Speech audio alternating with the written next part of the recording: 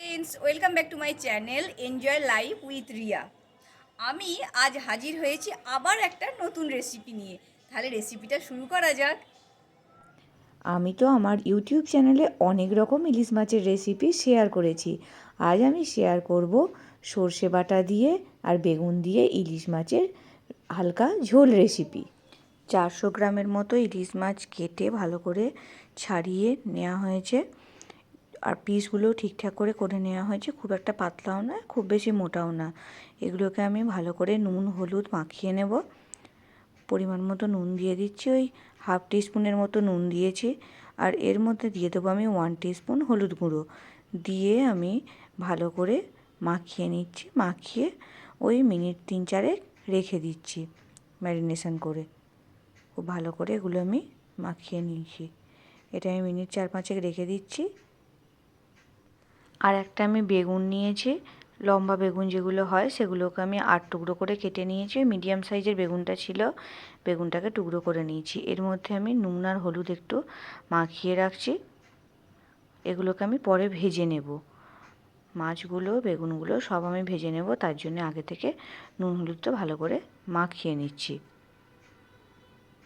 একটা আমি মশলা পেস্ট বানিয়ে নিচ্ছি, তার জন্য আমি দিয়ে দিচ্ছি 2 টিস্পুন সাদা সর্ষে বা হলুদ সর্ষে যেটা বলি, আর তার সঙ্গে দিয়ে দিচ্ছি 2 টিস্পুন কালো সর্ষে, আর দিয়ে দিচ্ছি একটা আমি কাঁচা লঙ্কা। আপনারা চাইলে কাঁচা লঙ্কার পরিমাণটা আরও বেশি করতে পারেন। দিয়ে ভালো করে একটা মোলায়েম পেস্ট বানিয়ে নিচ্ছি আমি।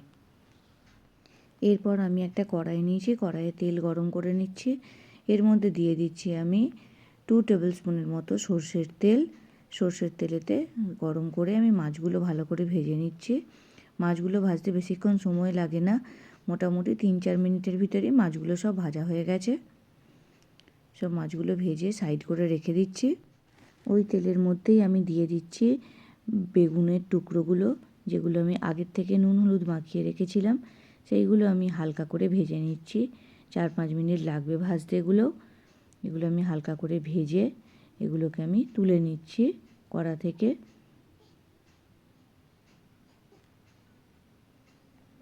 লাল লাল করে ভাজা হয়ে গেছে। ওই গরম তেলের মধ্যেই 1/4 টিস্পুন কালো জিরে ফোড়ন দিয়ে দিচ্ছি, আর দিয়ে দিচ্ছি 1 টিস্পুন জিরে গুঁড়ো, আর একটা কাঁচা লঙ্কা আমি ফেলে দিয়েছি। আপনারা চাইলে আরও 1-2টো কাঁচা লঙ্কা এক্সট্রা দিতে পারেন। একটা কাঁচা লঙ্কা আমি 2 টুকরো করে দিয়েছি, যাতে ফেটে মুখের মধ্যে না পড়ে। আর আমি দিয়ে দিচ্ছি এর মধ্যে 1 টিস্পুন হলুদ গুঁড়ো, আর 1 টিস্পুনের থেকে একটু বেশি, ওই 1.5 টিস্পুনের মতো দিয়ে দিচ্ছি আমি কাশ্মীরি লঙ্কার গুঁড়ো, যাতে খুব ভালো কালার আসে এটাতে, কারণ আমি ঝাল তো খুব একটা বেশি খাই না। আর এর মধ্যে চাইলে আপনারা একটু এমনি লঙ্কার গুঁড়োও দিতে পারেন, ঝাল লঙ্কার গুঁড়ো, যেমন ঝাল খেতে পছন্দ করেন। এতে ভালো করে মিক্সড করে নিয়ে দিয়ে দিচ্ছি আমি জল। এই জলটা ফুটে উঠলে তারপরে আমি বাকি মাছ বেগুন ওই সবগুলো দেব। এগুলো আমি ভালো করে মিক্স করে নিচ্ছি জলের সাথে, নিয়ে জলটা আমি ফুটতে দিচ্ছি। এতে আমি পরিমাণ মতো নুন দিয়ে দেব, আর এর মধ্যে দেব মাছের টুকরোগুলো আর ভেজে রাখা বেগুনের টুকরোগুলো, কারণ ঝোলটা এখন কিন্তু ফুটে গেছে। নুনটা কিন্তু হিসেব মতো দিতে হবে, নাহলে কিন্তু বেশি নুন হয়ে গেলে খেতে ভাল লাগবে না। তো কারণ এরপরেতে সর্ষের বাটা দেব, ঝোলটা একটু গাঢ় হয়ে যাবে, সেই অনুযায়ী দেখে শুনে নুনটা দিতে হবে। এগুলো দিয়ে আমি মিনিট 3-4 ভালো করে হাই আঁচেতে ফুটিয়ে নেব।